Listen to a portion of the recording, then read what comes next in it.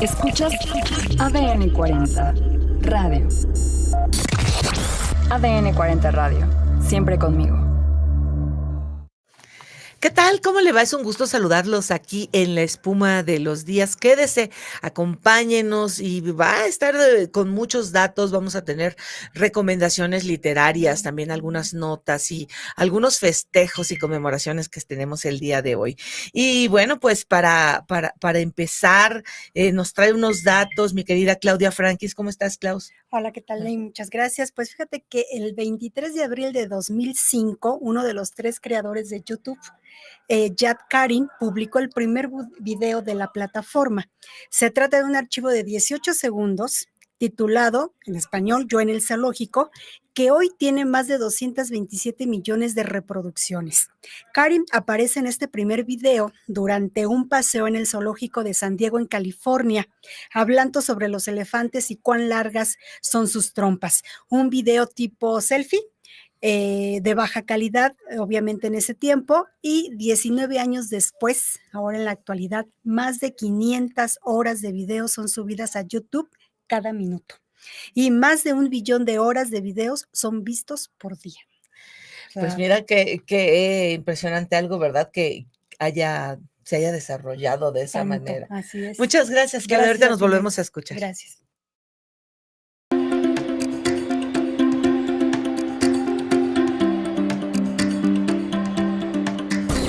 Escuchas ADN 40 Radio. ADN 40 Radio. Siempre conmigo. Y hoy en el Día del Libro tenemos como invitado a Josu Iturbe, quien nos presenta el libro Horrorífica, Cuentos de Miedo para una Era de Terror, de la editorial Alfaguara. Josu, ¿cómo estás?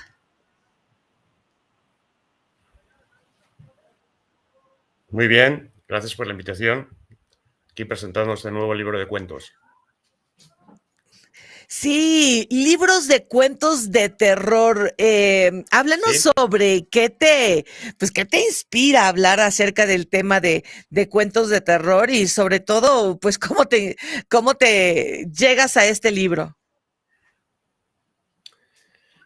No escuché bien la pregunta. Vamos a intentar porque Bueno, estamos al aire y en vivo. Sí.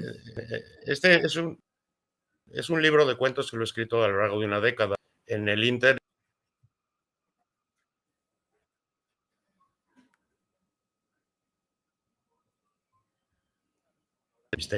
A ver, vamos a tratar de buscar otra manera de contactarnos con nuestro invitado de hoy, Josu Iturbe, sobre el libro Horrorífica. Pero ¿sabe de lo que se trata? Es un libro que tiene 7 cuentos de terror. Y a mí, pues, me llama la atención ese género porque no sé qué le pasa al ser humano que le gusta sentirse asustado, o que le gusta sentirse espantado o sentir el miedo. Pero vamos a hablar un poco de eso más adelante en lo que podamos contactar con Josu Iturbe. Por lo pronto, vamos a ver esta nota y la platicamos. Vemos el mundo así, como una explosión de colores que entran a nuestros ojos por el efecto de la luz reflejada en los objetos. Pero los colores también están relacionados con nuestras emociones. Que nosotros tenemos cargando desde hace muchísimos años, significados que yo ya me denomino permanentes. Son estos significados que no se van a modificar con el tiempo. Especialistas de la Facultad de Psicología de la UNAM colaboraron en la realización de un estudio en Argentina, Chile y México. Hicieron 34 preguntas sobre el color y las emociones a más de 1,000 personas, pero una fue la clave. ¿Qué color le darían al concepto de miedo? El color principal que identifican como color de miedo, del miedo en sí, es el negro. Después viene el rojo y al último el gris. El negro no es sorpresa, está asociado con conceptos como la muerte, la oscuridad o lo desconocido. Con el gris es algo similar. ¿Y el rojo? El rojo tiene un significado dual para la población. ¿En qué sentido? En que el rojo es sangre. Es sangre y la sangre es vida, porque el niño viene en sangre, y también puede ser muerte. En contraste, los colores menos relacionados con el miedo son el naranja, amarillo, blanco, magenta, verde, café, azul y morado. A los participantes también se les pidió que nombraran 3 miedos personales. Fracaso, el miedo a la gente, el miedo a hablar en público. Las expertas aún están analizando los resultados del estudio y los colores más predominantes asociados a estos y otros miedos. Eso sí, aseguran que nuestra asociación de colores a cualquier emoción es determinada por nuestro entorno. La gente, de acuerdo también con sus vivencias, con su ámbito cultural, con su ámbito social, le da esos significados. Entre otras aplicaciones, estos estudios suelen utilizarse para el diseño de espacios que favorezcan ciertas emociones, como los colores de un hospital o de una escuela u oficina. Rodrigo Álvarez, Fuerza Informativa Azteca. Pues qué tal que los colores van relacionados con nuestro estado de ánimo. Y bueno, Josu y Turbe, ya retomamos esta conversación. Y bueno, pues veíamos en la nota que el negro lo asocian con el miedo. Y aquí en la portada, pues es una portada básicamente en negro con blanco. Y nos hablabas de que este libro te llevó a lo largo prácticamente de 10 años, a la par que estabas haciendo otros escritos, a hacer cuentos de miedo.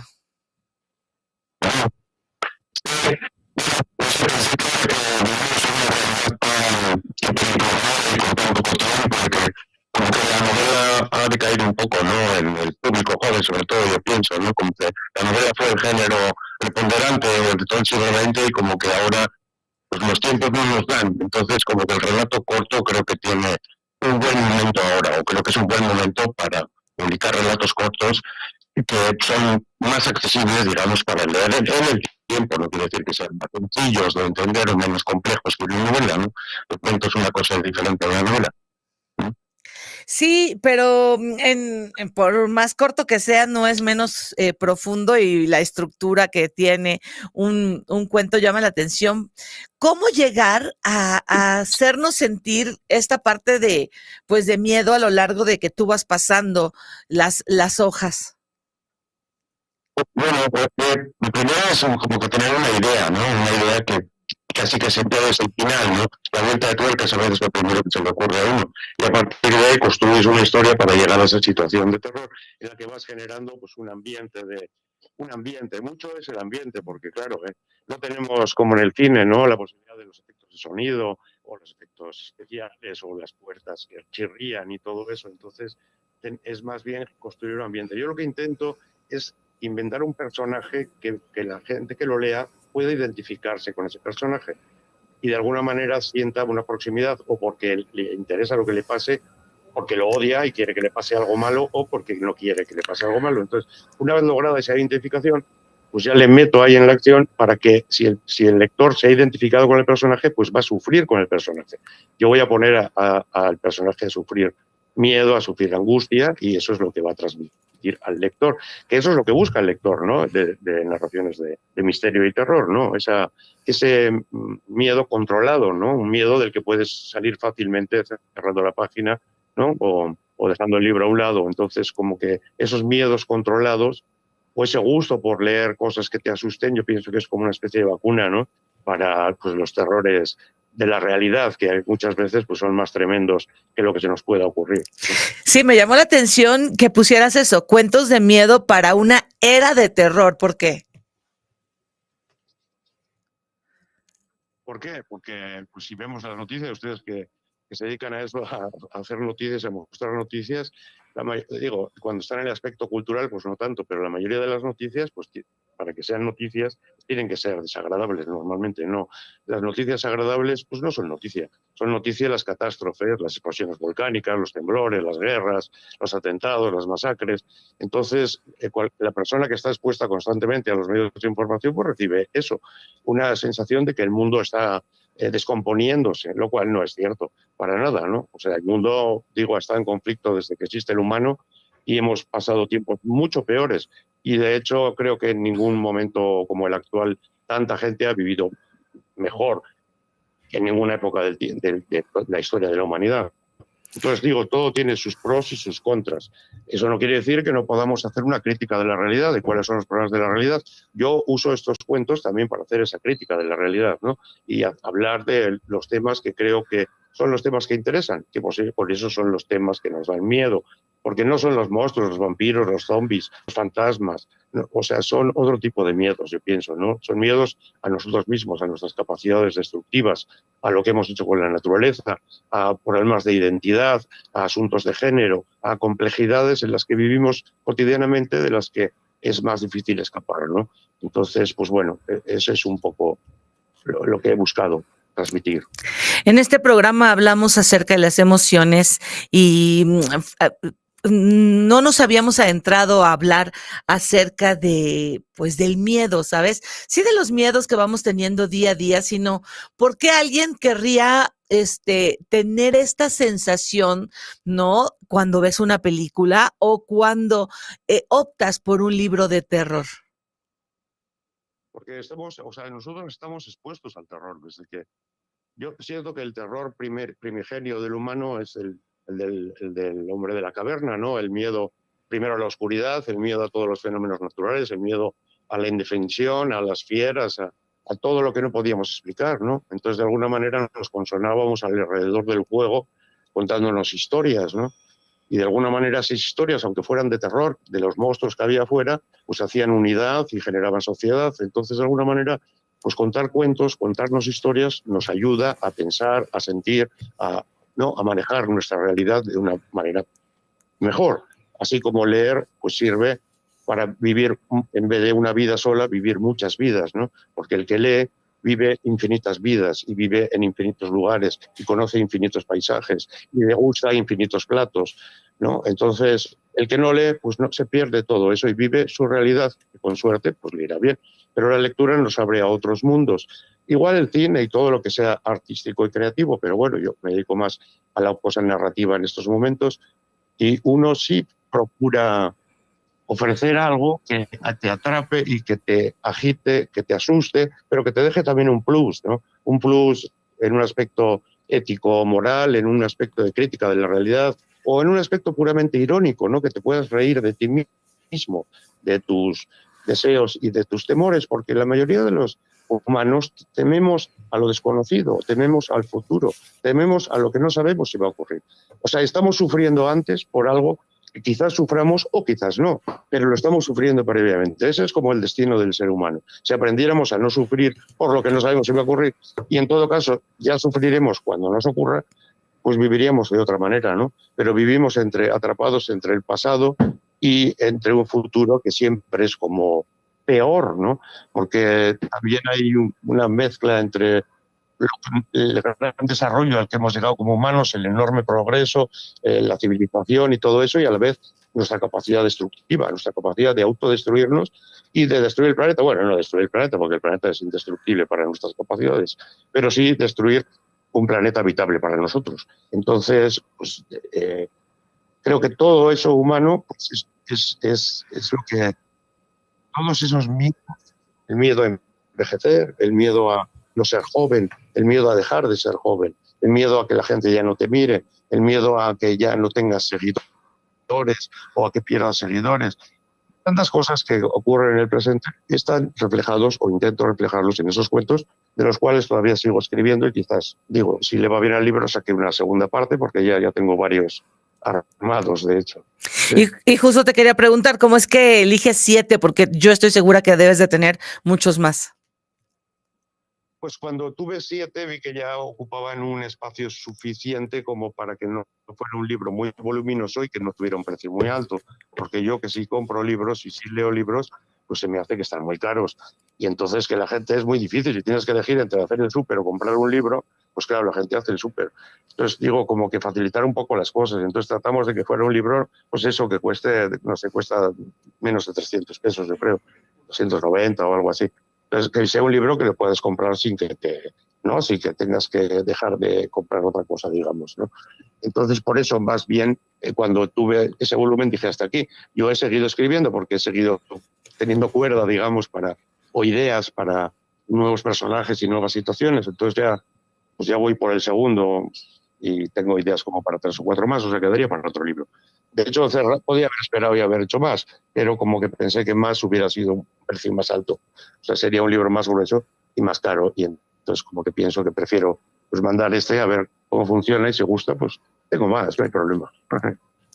En algunas partes me encontré con, sin que suene spoiler, con frases y con cosas que muchos nos podríamos identificar o identificar a alguien muy cercano. Por ejemplo, aquí dice, tengo 60 y pocos años y no pienso retirarme nunca. Ya lo he decidido, estoy listo para morir al pie del cañón. En una junta del consejo, en mi despacho, en el piso 40, con las botas puestas, faltaba más. Y habla de que quién habla de morir y de perder la vida y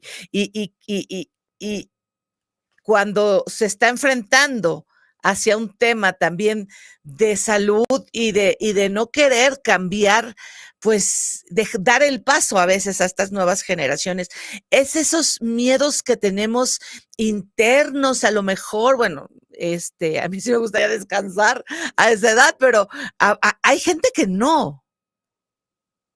Bueno, yo creo que todos buscamos sentido, ¿no? En nuestra vida, que nuestra vida tenga sentido, que tenga una lógica. A veces la buscamos donde no deberíamos buscar ese sentido, pero bueno, yo creo que sí todos necesitamos dotar de sentido a la vida, porque la vida es importante sobre todo para cada uno.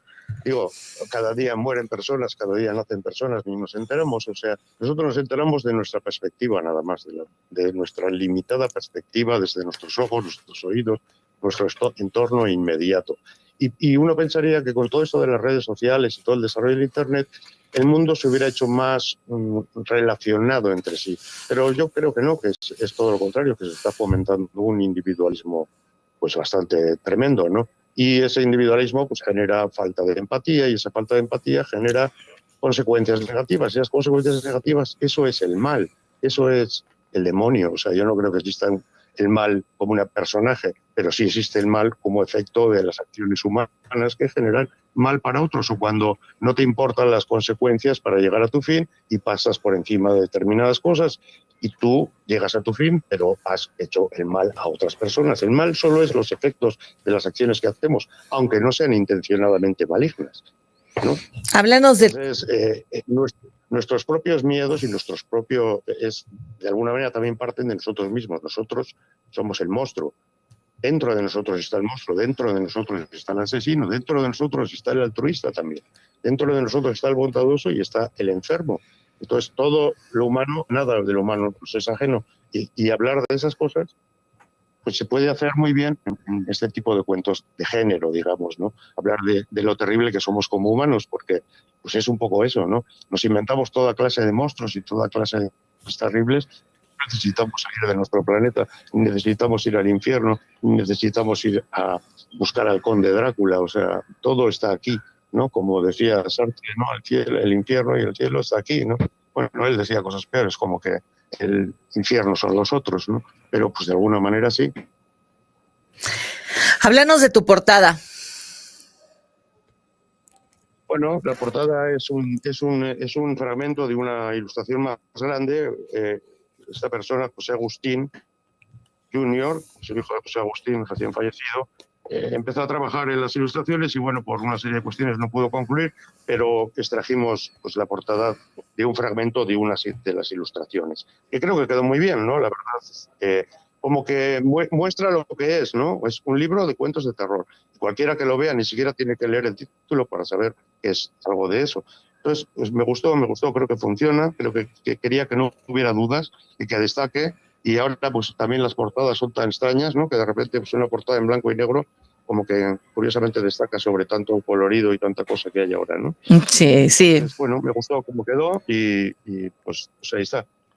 Creo que quedó muy bien, muy atractivo, muy sobrio y quedó bonito, sí. Josu, en bueno, ¿sabes qué? Yo soy también psicoterapeuta y me gustó hasta como para un trabajo proyectivo, trabajar acerca de los miedos y esto está muy padre también. Y en el día del libro, dime cuáles son tus libros favoritos. Mis libros favoritos, uy, no sé cuál. Siempre que me preguntan eso dudo mucho, pero bueno, un libro que releo cada 10 años es Moby Dick, por ejemplo, ¿no? Es de Melville, Henry Melville. sobre la ballena y esto, ¿no? Que para mucha gente es completamente infumable, pero no sé, es un libro al que vuelvo y revuelvo, ¿no? Y muchos libros, ya ahora estoy más o menos releyendo más que leyendo, ¿no? Sí, sí, encontramos, Vuelvo mucho a los libros. nos reencontramos diferentes, ¿no? En cada relectura. Sí, y lo mismo que hay libros que se resisten, ¿no? Y a veces uno no puede con ellos, y yo siempre recomiendo a la gente que empieza a leer o que está en eso, que si un libro se le atasca, que lo deje, que busque otro. O sea, que no es necesario que se tenga que acabar un libro. Si a veces los libros se atascan y no puede uno con ellos. Y es mejor que pase el tiempo. A veces lo lees 5 o 6 años después y dices, ¿cómo no lo pude leer? Si es maravilloso y lo entiendo perfecto y me cae súper bien en este momento. Bueno, pues era el momento ahora, no antes. Entonces, no hay que tener miedo a decir, este libro no puedo con él, que seré tonto. No, no eres tonto. Pues igual no puedes con él, porque no puedes, porque no es tu momento o no te interesa. O sea, tiene que ser algo que te atrape. Es importante que los libros te interesen y te guste y lo disfrutes, porque si no, ¿para qué? O sea, si no es como leer en la escuela a fuerzas, ¿no? Para el examen, ¿no? Así es. El desarrollar la capacidad de disfrute de la lectura es un trabajo arduo, porque hay que encontrar el libro. Yo estoy seguro que cualquier lector que no haya leído nada en su vida, si encuentra un libro adecuado, va a ver y va a descubrir un tesoro, un tesoro así, que brilla y que te da un montón de cosas, entonces va a querer volver a eso siempre. Lo que pasa es que a veces los libros son áridos, ¿no? Y los libros son caros, y los libros son como que hay que saber mucho para poder acercarse a ellos, ¿no? Pues hay que agarrar uno y empezar. Y si te atrapa, ya estás atrapado para siempre. Así es, muchísimas gracias. A vivir muchas vidas. ¿Sí? Así es, así es. Muchas gracias, Josu Iturbe, por este libro y por haber platicado con nosotros. Gracias. Que estés muy bien. Y por el apoyo. Igualmente. Y vámonos a una nota de uno de los grandes, Gabriel García Márquez. El espíritu narrador de Gabriel García Márquez no afloró solo por lo vivido en el Caribe colombiano, sino también por sus años de colegio en medio de las montañas de los Andes. El Liceo Departamental de Varones en Zipaquirá, a 1000 kilómetros del Mar Caribe, es un destino obligado para el escritor Óscar Pantoja, que sigue aquí los rastros de la vida de estudiante del Premio Nobel.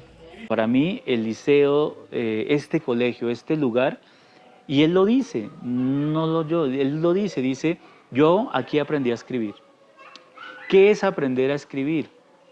Es aprender a pensar. Yo creo que aquí García Márquez entendió y pensó las historias posiblemente para ser escritas. García Márquez llegó al liceo en 1946. Mucho ha cambiado desde entonces, incluyendo el clima y los usos de estos salones. Para García Márquez, llegar a este colegio era un premio por su desempeño académico, pero para sus profesores un castigo a sus ideas políticas.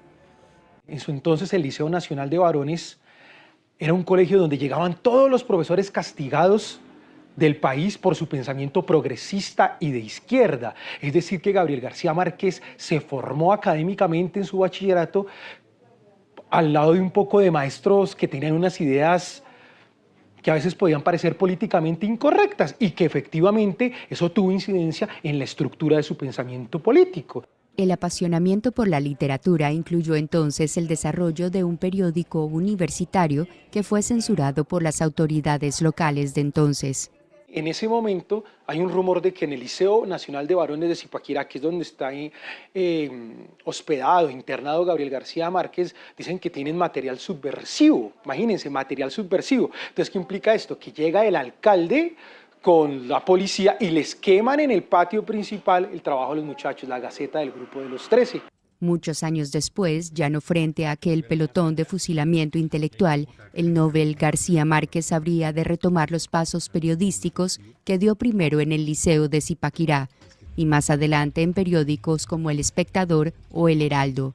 Al frente de la revista Cambio 16 en la década de los 90, Nelson Freddy Padilla tuvo la oportunidad de aprender de él. Lo teníamos a la mano casi todos los días. Era como el abuelo que lo sienta a uno en las piernas y le cuenta una historia, exactamente así. Él se quedaba con nosotros hasta las 3, 4 de la mañana y uno aprendía todo el tiempo de él.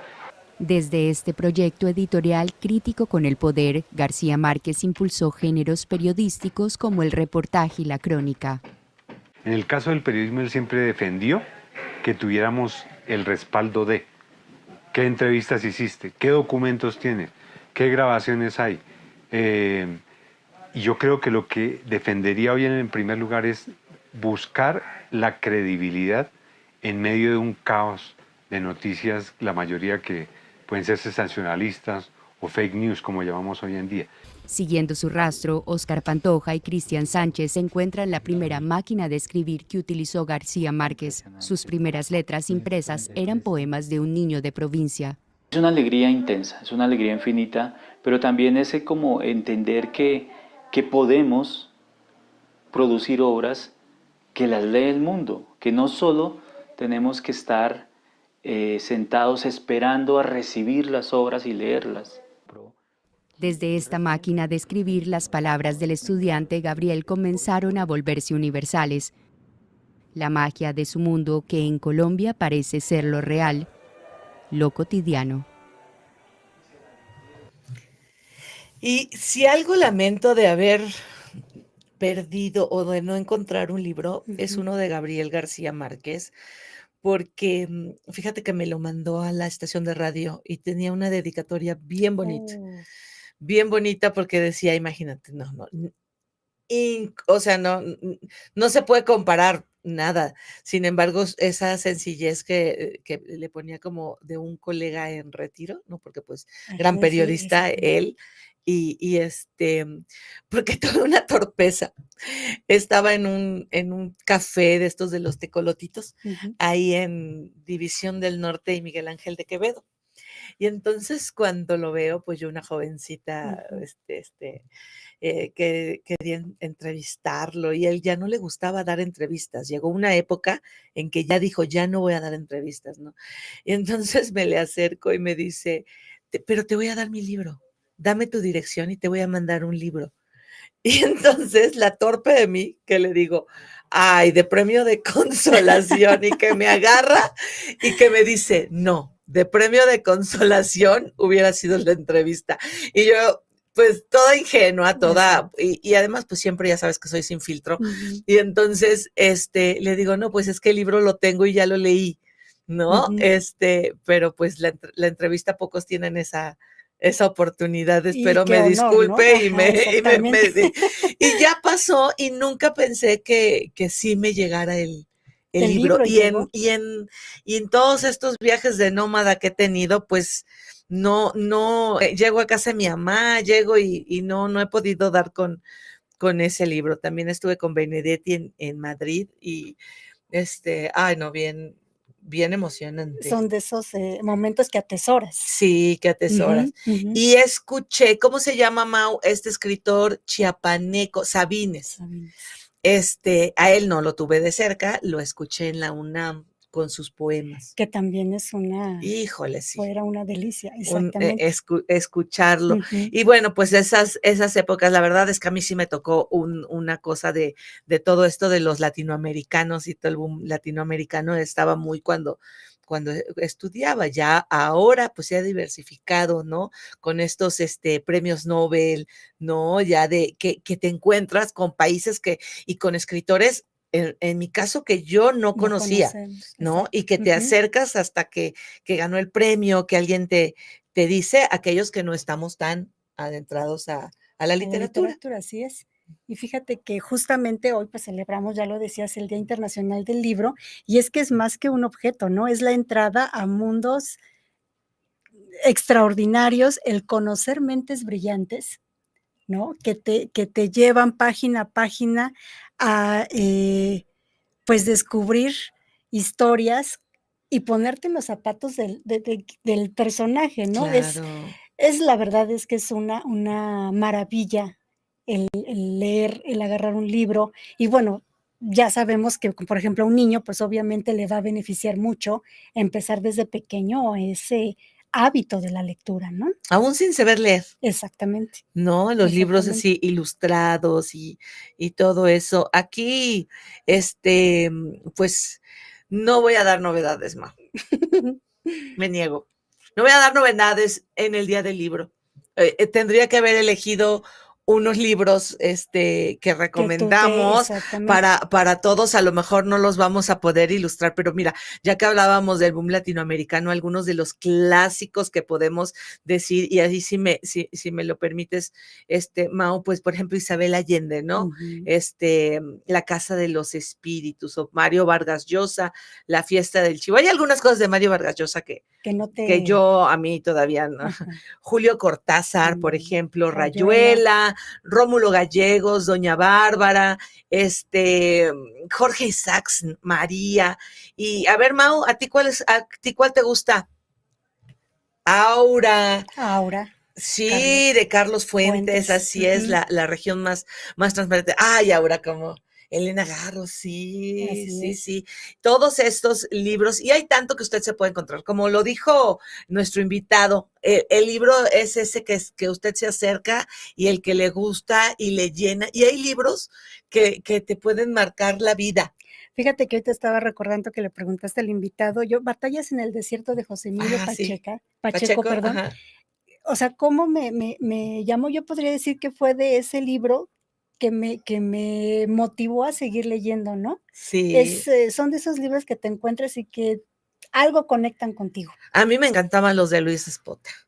También, o sea, me gustaban mucho, y ya sé que son muy criticados aquellos que dicen que la Biblia, sin embargo, es un libro que a mí me gusta.